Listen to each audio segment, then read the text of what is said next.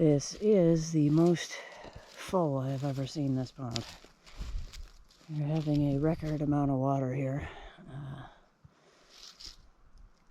This is unprecedented for March. Usually there's still a few feet of snow on the ground, and now a lot of it has melted.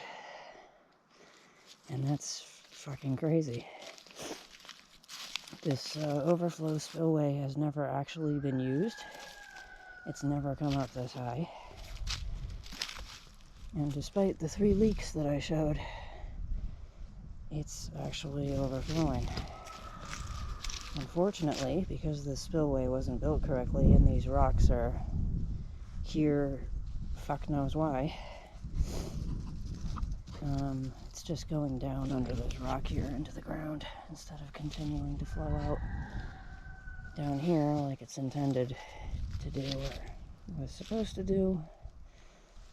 But yeah, this is a record amount of water. This is crazy. Obviously, this pond is no longer of a sufficient size to capture the water that comes down here in the spring.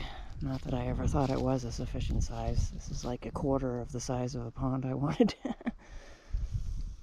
be nice to have a nice pond that's at least a quarter of an acre. Half an acre, a full acre would be great. Something I could actually kayak in, you know. But this is crazy. Wow. It is up to the berm. Right there, it's over the berm. And yeah. Whew. Yikes. And all that snow hasn't melted yet. So more water coming. And yeah. Wait until it rains. Wow, this is nuts. So down here, about a decade ago, I planted a couple of plum and pear trees, 2 of each, and they are extremely unhappy. As you can see, there's a swale here that's supposed to be capturing water and feeding it into the trees, but it's too much water consistently for months. Like it's still gonna look this way in May, and it may even look this way in June or July. And these trees are not water loving trees like a willow or a river birch or anything like that. They are extremely not thrilled about all of this water. This one's suckering, but as far as producing fruit, we got nothing here so far.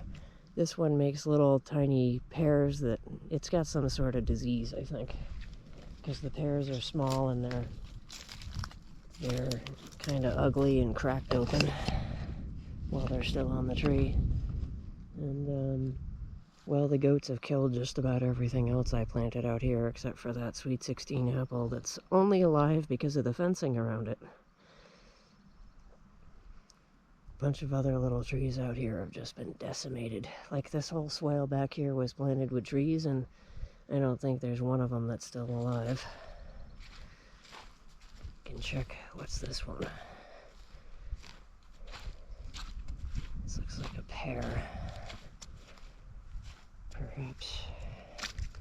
Perhaps I don't even see a tag. I don't know what this is, but it's maybe it's an apple. Whatever it is, the goats have really had at it, and it's amazing it's still here.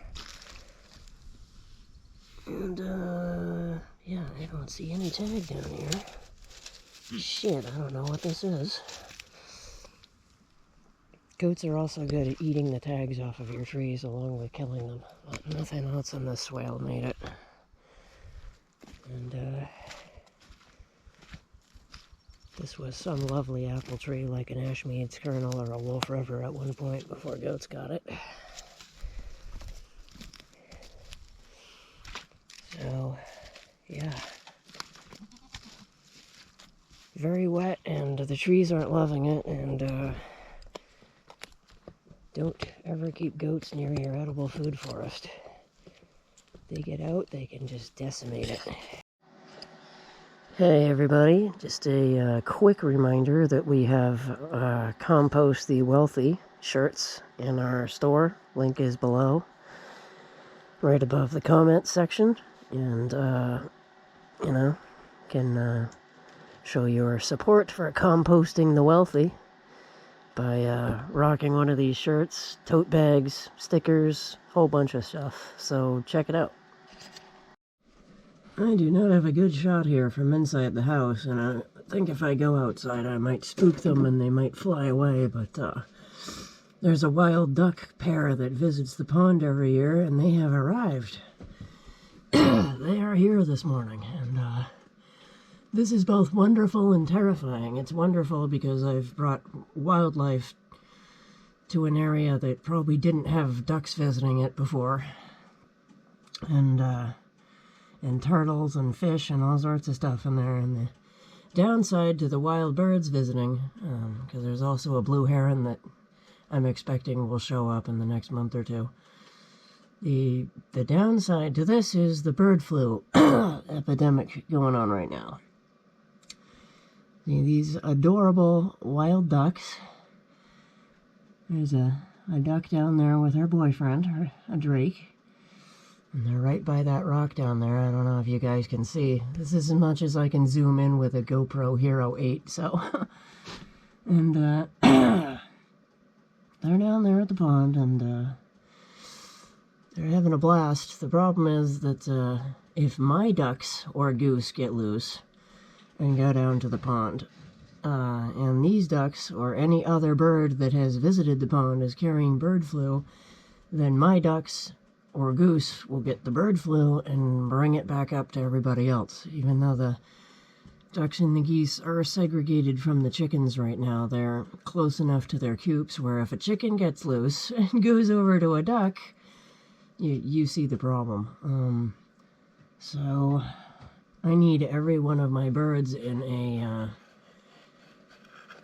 tractor-style coop where I can keep them completely fucking contained and they can't get out, and I can just move them along on pasture, which is, enough of a risk.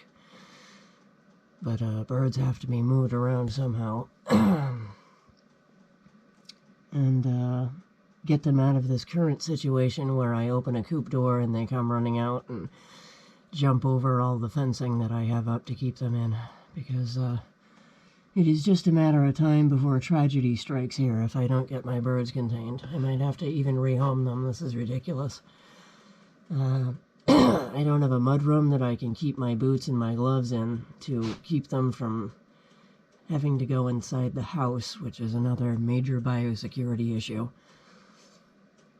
I don't have hot water to sanitize clothing from bird flu. I'm going through rubbing alcohol by the gallon, spraying down my boots and gloves every day, and it's just getting expensive and exhausting. And we need another solution here if I'm going to be able to keep birds through this freaking nightmare bird flu shit.